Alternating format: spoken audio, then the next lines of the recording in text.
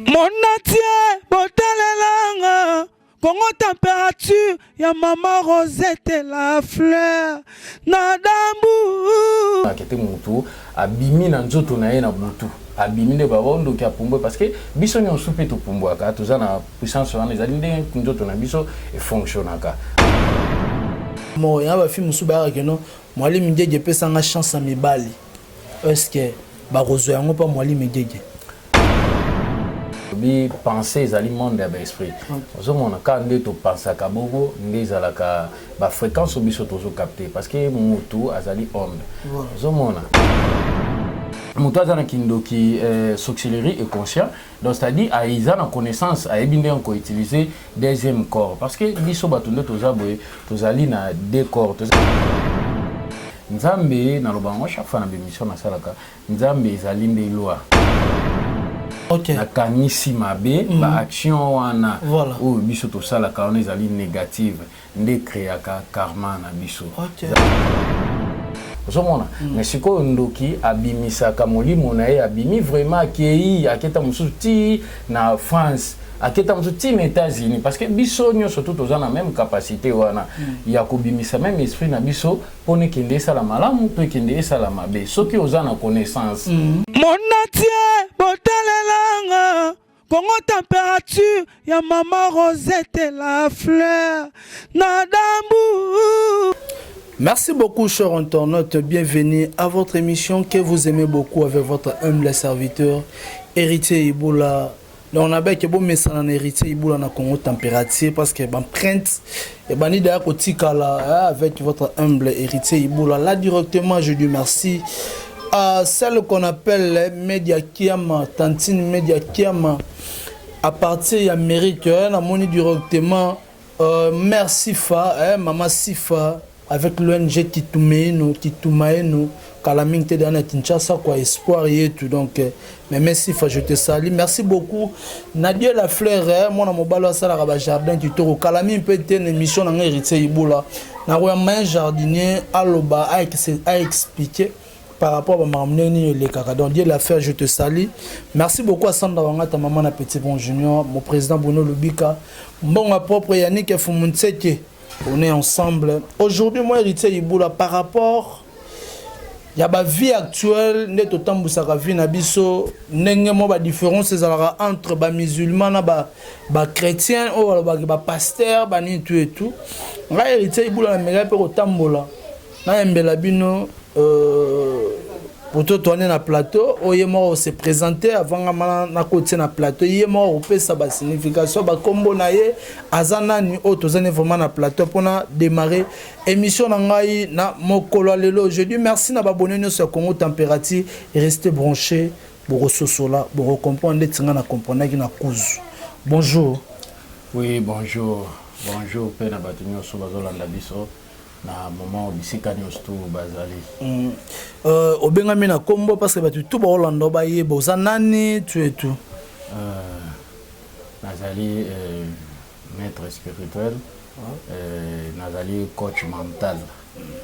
donc c'est-à-dire moto atangi conscience atangi fonctionnement ya corps ya être humain atangi mystique sagesse mystique à vie donc naza sage. Donc c'est ça. Merci beaucoup. Kombo zanani batubazolanda. Bon kombo oyo babenganga na ibani mingi na kombo ya mwalimu Ngege moto epela porteur de lumière. De kombo ngai na ibani na mingi.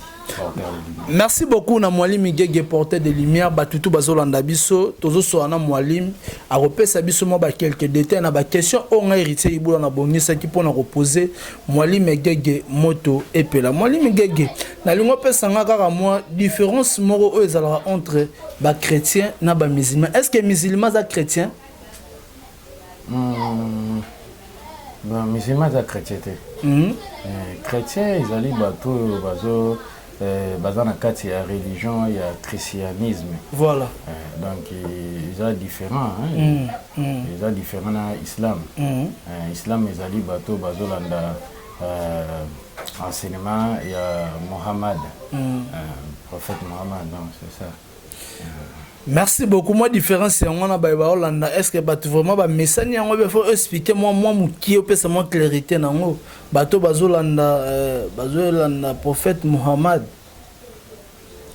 Oui, bato bazolanda prophète Mohammed bazolanda kaka ba enseignement ezali ya islam prophète Mohammed azako enseigner bato kaka bato ba bazo éveil ba commander ni ba ko tambola na mokili. Donc c'est ça, donc ils ont la différence entre enseignement ils ont le christianisme na ezali na nani na islam. Mais par rapport ya ndenge kuna tozala na ba pasteur tozala kana bino kuna bozala na ba prophète ba Mahomet ba nani peut-être na bon. Bon normalement une mission vraiment tout sur la c'est religion vraiment té. Bon c'est juste car moi muké kaka. Oyambinga eta que religieté mais oyambinga eta que maître spirituel. Merci beaucoup. Oyambi donc ils sont tourninga ba question c'est mambo ezapi. Voilà. Merci beaucoup. À vous comprendre que quelques détails bien en privé par rapport au Yeba. Est-ce que moi je tozano a un plateau to le baralelo Kindoki. Est-ce que Kindoki existe? Oui, Kindoki ça peut exister. Kindoki ezali. Mais Kindoki yango ezali conscience. Kindoki ezali a ba forme ebelé hein. Eza ba forme ebelé. Ba tu misusu bazana Kindoki yo ezali conscient. Oyo batu baza ko yeba pratique azo sala ayebi ne eza mabe mais emo pas dans la kati conscience parce que ayebi ba rétribution na yango te zomona mais azo pratiquer moi aza conscient bi ko sala mabe mais da bena batu mususu ba sala ka Kindoki donc batu ebelé en majorité donc mutu na zu éveil te mutu a zu connaissance te azape na ndambo ya Kindoki na ye mais consciemment donc ayebi te que pas quelque part azape na Kindoki na ye donc c'est-à-dire a sala ba action oyo ezali comportement ya batu oyo ba esprit oyo ba vivaka na monde wana ya enfer donc c'est ça ba comportement neza par exemple na wolo ba ezali batu oyo ta mususu azolo ba parole na ye azoyi bate les paroles na peso produire ba effet moko boye tout monde na kati ya société de to vivaka mutu musu ezali afanda boye apensa kaka mabe pona batu donc c'est-à-dire l'énergie ne ya mabe wana voilà et ça là qui akanisaka mabe pona batu mutu mususu ezali azana ba action mususu azosala oyo ezali négative donc ya yoka sentiment moko boye akotaka ne na bapana batu ayibaka amoni mutu mwasi ya batu na chaînette botoli amoni donc asala ba action moko ezali négative ezali pe forme ya sorcellerie. Non mais même sur la sorcellerie inconsciente. Oui, sorcellerie inconsciente. Mais sorcellerie consciente ezali mutu ye moko azoyeba azana connaissance mais ezali connaissance moko ezali négative. Donc il y a koki ko jouata mususu ayebi ke soki na utiliser technique oyo na lobi ba maloba moko boye pona mutu tel na juste peut-être ta mususu combo na jui plante moko boye na lobi donc ko freiner vie ya ibula soit ya mutu moko boye donc mutu wana ko évoluer te akoma na ba difficulté makasi soit akomi ko bela bendio ba énergie nyonso to na o izana corps na yo omoni ke ton bandoki ba sa ba pratique wana mutu akoka jusqu'au raisonner malamu te donc ko bebisa ba fréquence na parce que biso to za na forme oyo biso to fonctionnaka être humain tozali lokola récepteur lokola radio alors ce qui ba ndoki ba bendi ba énergie na corps ya mutu omona ke mutu abando sala ba maramsusu azoyeba lisusu te et puis abando raisonner même pas malamu zomona donc abando vivre na ba fréquence mo ezali négative zomona azala kolela lela ki mun misala zobeba parce que bandoki déjà ba bendi d'énergie parce que mutu aza na Kindoki sorcellerie et conscient donc c'est-à-dire aza na connaissance ayebi nde ko utiliser deuxième corps parce que biso bato nde toza boye tozali na deux corps tozali na corps physique et puis tozali na corps spirituel alors donc tozali divisé en trois parties corps âme esprit donc esprit na biso yango wana nde bandoki ba utilisaka donc Kindoki soka ngasala Kindoki na ya kosala ngo physiquement boye ta kosala ngo même physiquement parce qu'ils en a ba technique satanique mystique au bango bayebi mais na forme moi ezali négative akoyo ko sala ba pratique ana pe be fait comme il peut mutu akoki pe ko sala ba système auto mona akete mutu abimi na nzoto na ye na butu abimi de babondo ki apumbo parce que biso nyonso pe to pumbwaka toza na puissance wana ezali nde nzoto na biso e fonctionnaka ozomona mais siko ndoki abimisaka molimo na ye abimi vraiment akei aketa mususu ti na France aketa mususu ti na États-Unis parce que biso nyonso tout toza na même capacité wana ya kobimisa même esprit na biso pone kende esala malamu to kende esala mabe soki oza na connaissance wana mais siko bandoki pe badra na connaissance wana mais na forme moko ezali négative donc soki bango babimi bakokende ko benda ba esprit ya ba comment ba énergie ou ezalaka pa ya ezalaka na corps ya être aimé ba benga ba gaba eza ba vitamine ezalaka na deuxième corps na biso bango bako longwata mususu ba keta mususu ti États-Unis bakei wana ba moni mutu alali mutu oyemba biso c'était parce que son mutu alali nan esprit conscient na ye comme a bloqué comme siko ko vivre comme esprit subconscient mais rare les mêmes personnes wana parce que yango kutu ndeza véritable mutu nde ye wana esprit subconscient parce que so yango comme bloqué soit des énergie té au mona pe corps na ba réflexion na pe ezala na corps na yo au mona ke o bandokuta na pena na makama malamu té ba makama mabe bandoko mais parce que récepteur na yo zo fonctionner vraiment bien comme vous captez la fréquence les plus bas. Donc il va parce que bendi énergie na deuxième corps na yo après ça bendi énergie au moins que fréquence na yo fréquence na yo qui ta na ba fréquence moko ezali négative. Donc ce qui est na fréquence moko ezali négative au moins que au mutuana ou babende da énergie pas bandoki au bando raisonner sur malamu te au mona kete akomara kanda ko baneli kamo gozala malamu mais zo mona wa comme te compréhension donc c'est-à-dire babende da énergie na mutu et pas bandoki donc bandoki ba sorcellerie conscient et fonctionnaka modèle wana zo mona ba travers na ba puissance mo ezali maléfique il y a démon mara babengi na bakombo ebele misusu babengi nani shetani pas ba musulman so babengi satan na christianisme donc banomé na bakombo onani na musulman babengi shetani iblis et puis na pas ba chrétien babengi satan donc ça ba renommé na bakombo ebele pas indien babengi mara somona donc c'est ça démon ana imtazo gouverner ba puissance wana non surtout alors ce qui muto ebi azana sorcellerie conscient yé à cause à la contact na ba pouvoir au démon wana donc Satan a gouvernaka donc c'est-à-dire et bando permettre kae asala ka ba voyage wana ko kende ko freiner ba via batu ko bebisela batu makamba ba rolo ngape na Kinshasa ki États-Unis oui ben mutunyo surtout azana capacité wana mais batu ba ngote parce que batangi ba loi exotérique té ba fungwa mimi sote ba fungwa mi 3e été donc muto azana connaissance ana tawe ba commander na ko utiliser deuxième corps na été mais 3e wana mwali mais ça dit ndokité 3e ezali connaissance ezali sagesse mutu ami ba puissance soit ba capacité n'état que être humain parce que mutu azali diminutif azali nzambe ya muke azali microcosme tozana macrocosme na microcosme ezali diminutif ya univers donc mutu nde toza bobiso ba être humain tozali lokola banzambe ya mike donc tozana ba pouvoir moko bo ezali illimité somona mais biso moko na kati conscience na biso to eba te komane to ko salela ba pouvoir na biso somona ils a prouvé même na ba Bible partout ils ont le bakete mutazali nzambe ya nani ya moke. Merci beaucoup Moutazali Nzambe ya Mouké. Merci ko mwali Gege par rapport na ndenge pesi ba détail wana nyonso. Moutaza na sorcellerie inconscient, na sorcellerie inconsciente. Mais ce que ceux qui mutu bato bazolanda biso partout dans le monde entier, et ça na mutu nous sommes dans les États-Unis, dans la France, dans la Belgique, dans la Kasumbale, dans na nini na Kenya, ça donc baza presque belé partout bazolanda biso que mutu moko azam so mona ba réaction moya kapana ye na nzoto ne ya kanda ba réaction moya mabe so ko sala nini to moi si to mobile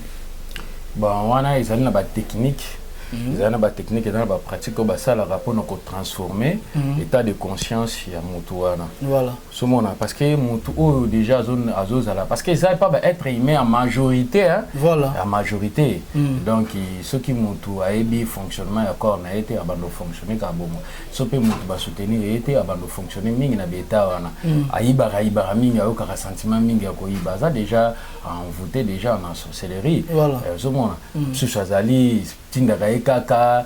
akabona na mibali pesa ke mingi de esprit ya bakanda ozomona zo comprendre pété ba raison ni sala kitam so akabona atam soit na mwasi soit na mibali soit na misala ba bengana ka or que ça énergie ba pouvoir o na kata corps na o bandoki ba tikeli ozomona na ba bende d'énergie ni sali ke ba akomi ko accumuler ba fréquence mo ezali négative soit ba énergie mo ezali négative ozomona mutu wana ba nomona ka kete ba be komi la kata na kanda wana ne mutu zo pousser ebebisela ko makambo kanda ne komi lokwa démon na yo ozomona ando pousser oka likamo bakolo banu malamu mais yo moni oka mabe de fusilika donc bobeba na kaka na batu ko soit donc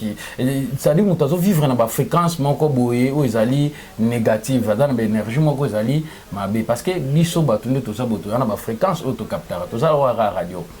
zomona radio ndenge captaka ba fréquence tom sauter raga ou RFI ndenge biso pe to zalaka c'est pour cela ce monde que même babiba kanga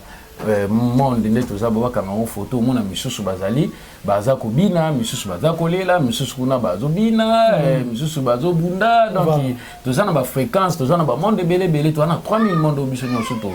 vivaka zomona merci. Nassir Rabino Bozolanda ngai partout dans le monde entier, Bozolanda, Bozor enseignements en direct na Congo température. Mais eloko onine sala que notre désharmonie et kota na kata couple. So on va expliquer bien. Bon désharmonie et à kaka partie ya ba énergie wana ndeto uti ko solo lango parce que corps ya être humain et fonctionnera ningi wana alors au mona ke mobali aza ko capter ba fréquence moko boye zali soit mobali na mwasi azana d'état de colère a capter ba fréquence moko boye ya ba monde ya ba démon ya colère osomona et puis au mona ke abando fonctionner kaka bongo parce que ba lobi penser zali monde ya ba esprit osomona quand ndeto penser ka bongo ndeza ka ba fréquence biso tozo capter parce que mutu azali homme osomona donc en réalité dans l'homme c'est l'esprit donc na kati ya esprit ya mutu ezali ezali lokola récepteur to capter ka ba information na ba comment na ba onde belé na kati ya univers na ba état belé ils ont des états mususu mutu azo capter ba on na et comment pousser kaka zanga na ba kada be compréhension parce que entre temps mobile pe kuna yi azo capter ba fréquence moko ezali ya ba démon moko ya animalité ozomona donc mobile na mwasi ba onyo surtout bazo capter ba fréquence moko ezali négative ba comme mobile mona e compréhension mwasi o mona tant kanda mobile lobilo moko boye et c'est compréhension ils ont fait ça désharmonie mobile bisabité to fandaka na ndaku to kumamba bitambola eza malamu te fo fanda ka bona mais mwasi ye amoni yango kaka mabeta mso bando swani sape mobali bote compréhension ok nyos to ane zali kaka ba fréquence oyo mwasi azo capter na oyo mobali azo capter tant bato wana bali bazangi sagesse bazangi éveil bazangi miso na molimo ba ko comprendre ko détecter ba fréquence soit d'énergie oyo mwasi mutu mususu aza pemene azo capter te so mona so ba septembre nango ezala ndeni ba septembre nango ezana ba comportement voilà ba comportement wana ndezali ba fréquence donc mutu oyeba kete comportement oyo ezali mutu oyo bazarata mususu na fréquence tel na ba esprit tel donc mutu aza na éveil nde akoyeba ba symptôme nango to mutu aza na éveil te aza nanu afungami miso ya molimo te akoyeba kodétecte makambo wana te mutu akodétecte yango ezaka mutu oyo aza na éveil nde akoyeba ke te mutu oyo eza ba esprit tel nde mutu baza kodéranger nde bazotungisa ye c'est pour cela nde ezobima nani désharmonie mais ba fréquence wana nyonso tout eza na ba moyen soit ba technique et bien mystique ba pratique mystique o ezali ko changer ba fréquence wana est-ce que yo sala ngo yo mais naza maîtresse naza sage naza moto na ebi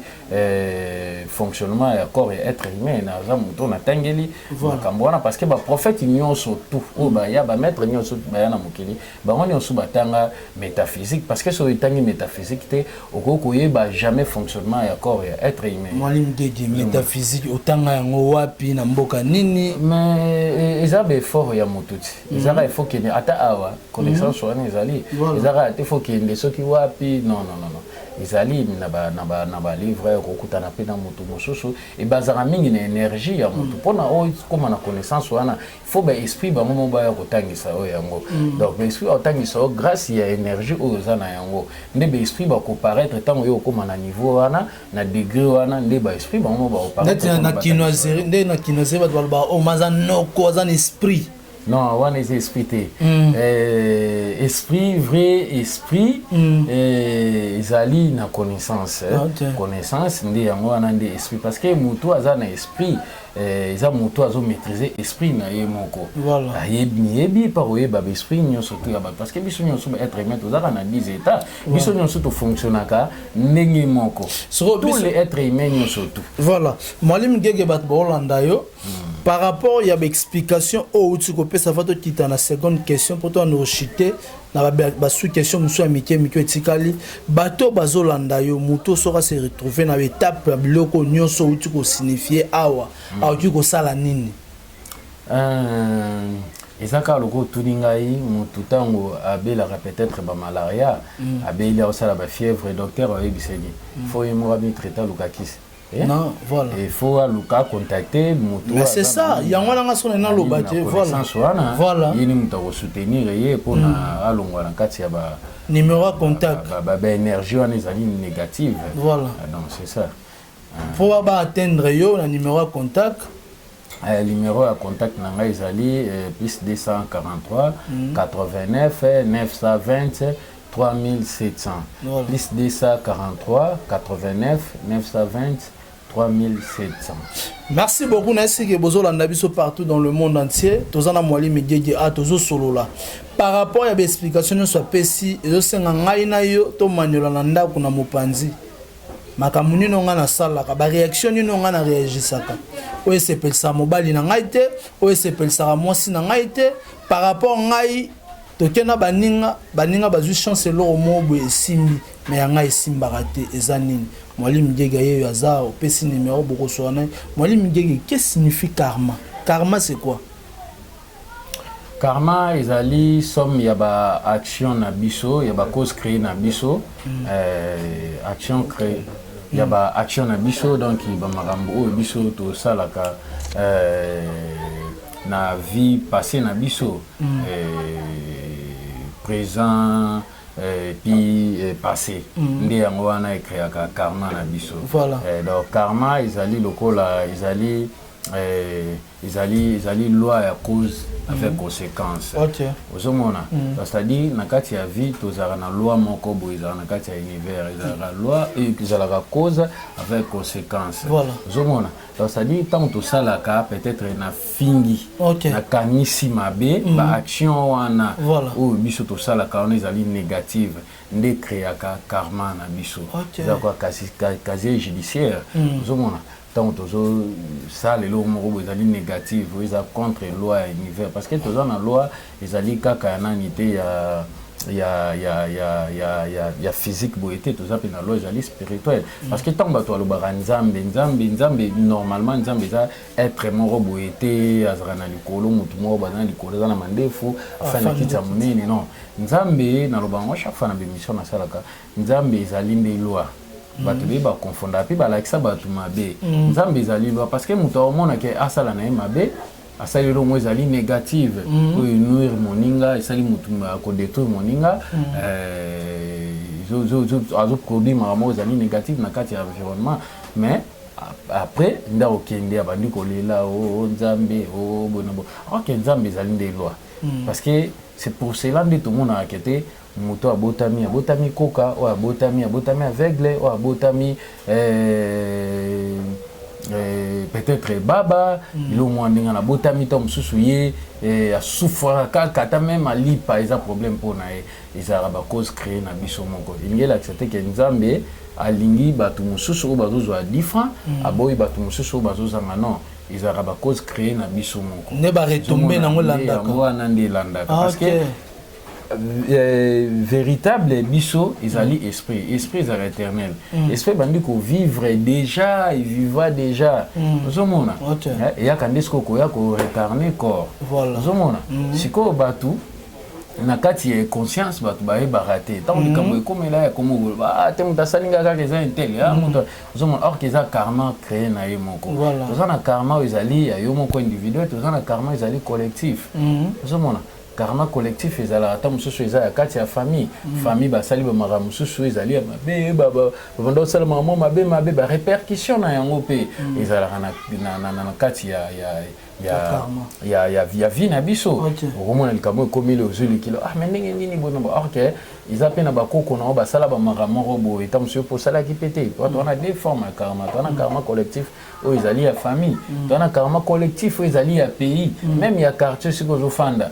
donc ils en a bizali limoro bato na basala ezali ki peut-être ya mabe donc yo pe ko hériter ba répercussion na pe ezali pas ina yo pe ozomona ndenge moko pe lisusu na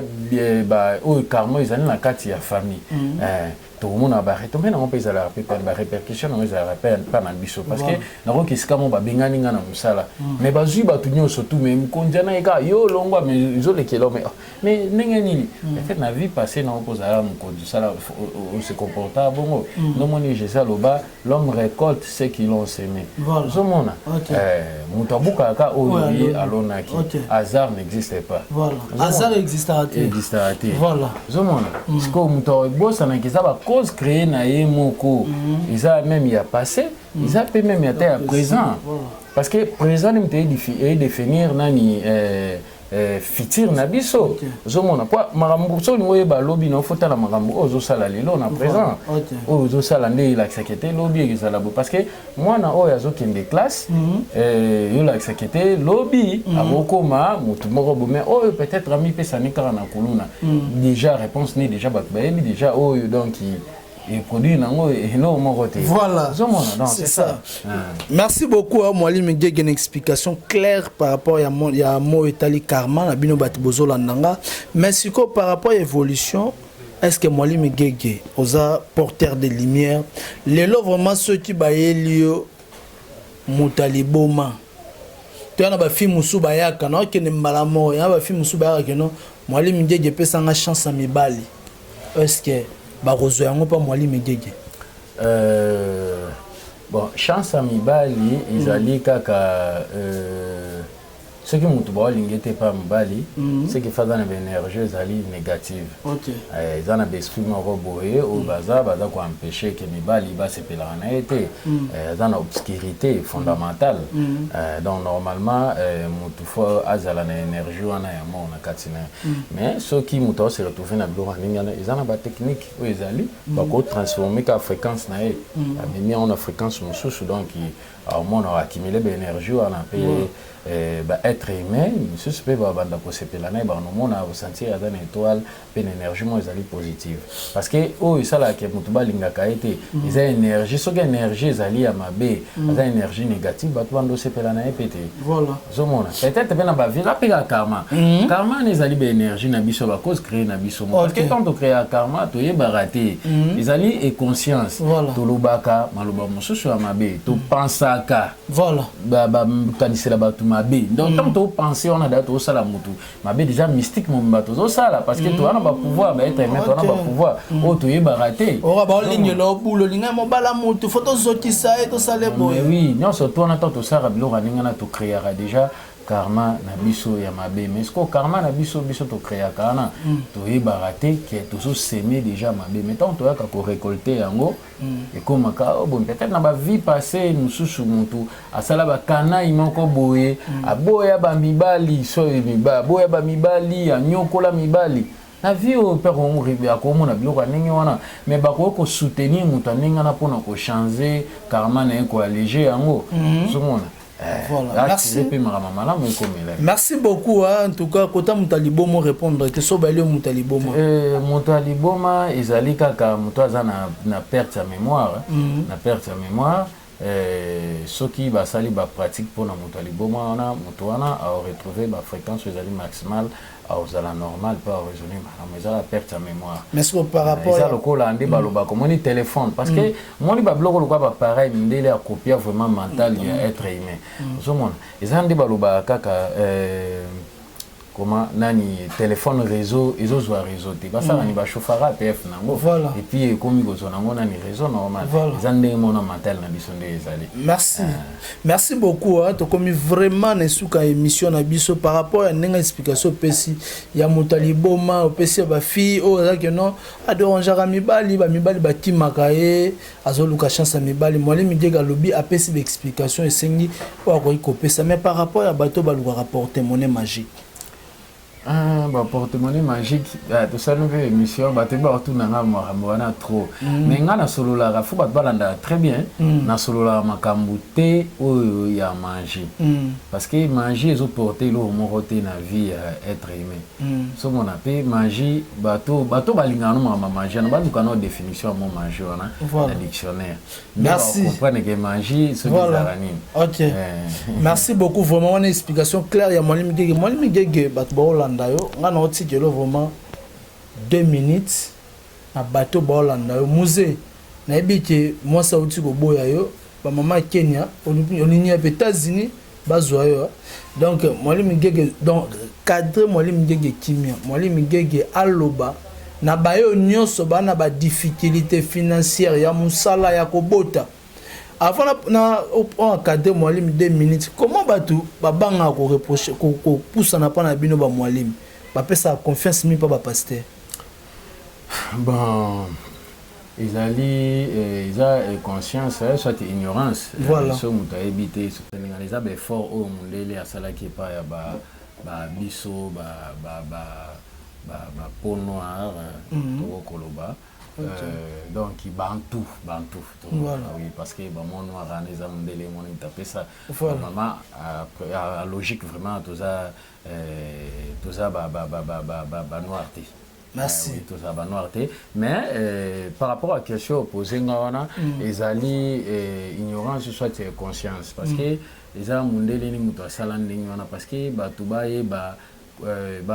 fungwa mate zo mona mndela sala ki ba système ana atsaki ba programme ana na kati ya religion mingi christianisme pour na koluka kolalisa batu pongi zo mona ya molimo parce que so tali congolais lelo so ebisi congolais mon science et c'est kaka bo science ya bi que science ça ma be congolais a vérifier raté zo mona congolais a vérifier raté o kaka mndela ya la kisae ndetika la kana mutu na mais or que mon science c'est ngela sa connaissance oyebi mais congolais pas na eta même na église au monde passer ba o bata ba science o bata ba nini mais or que ye mo même croise aussi mbana et ça biloko ba scientifique nde basali yango zo mona même ata miroana plan wana batongi l'église on ba scientifique nde basali yango même ata système o ya zoteya et ça ba scientifique ou soit ba philosophe nde basali yango vrai mystique vraie spiritualité vrai makambo ya kibonzambe nde ezali pa bato batangi exotérique et ça pa na bango te wana ezali programme ya mondele asala pona ko gouverner ko kanga mental ya ba être humain o bazali faible selon bango ozomona ba mona kete ba tumindu ba fungwa mite photo sala ba programme o bo poto ya pona ko politique donc moni ba religion ko ba christianisme ezali politisé ozomona ba pasteur so tali bango bien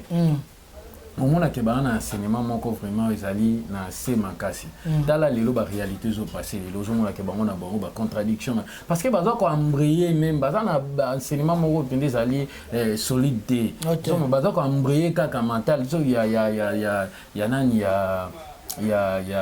ba congolais ya population so mona population aza ko se transformer te à cause ya ba enseignement oyo bango bazo pesa so tali ba enseignement na bango bando pesa banda kala mbula na mbula changement ya ba congolais eza wapi changement moko ezali te pona nini ba enseignement eza ba enseignement moko ya se eza pe erroné déjà on a mais oui eza erroné